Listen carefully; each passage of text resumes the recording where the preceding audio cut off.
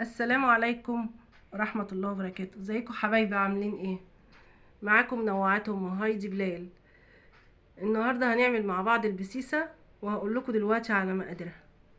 بسم الله الرحمن الرحيم.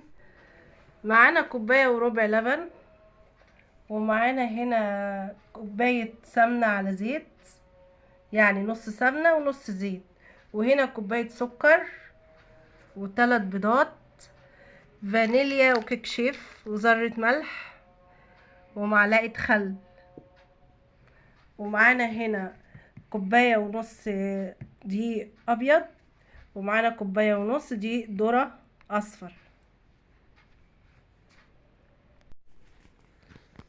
هنحط المواد الجافة على بعضها. هنحط الكيك شيف، انا حطيت اهو كيك شيف، وحطيت ذرة الملح، وهنقلبهم مع بعض. وهناخد المواد السايلة دي كلها وهنضربهم في الخلاط. هناخد اللبن الاول والسكر نضربهم مع بعض الاول، وبعد كده هنحط الخل عليهم، وبعد كده هنحط البيض والفانيليا والسمنة والزيت.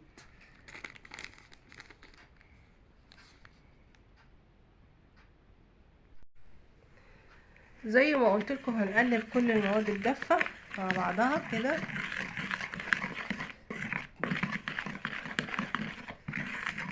ده دقيق عادي ابيض على دقيق الذرة، زي ما قلت لكم كوباية ونص وكوباية ونص.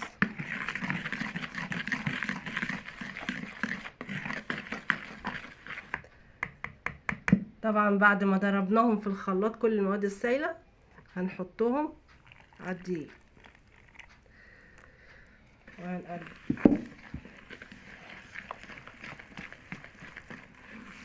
البسيسة طبعا بتبقى اتقل شوية من الكيكة.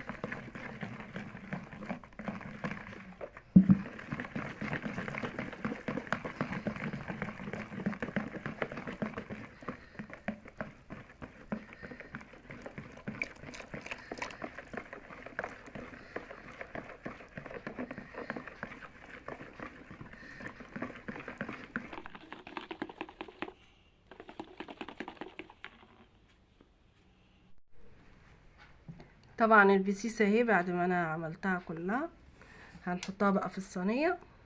زي ما قلت لكم لازم تبقى تقيلة عن الكيكة. بسم الله الرحمن الرحيم.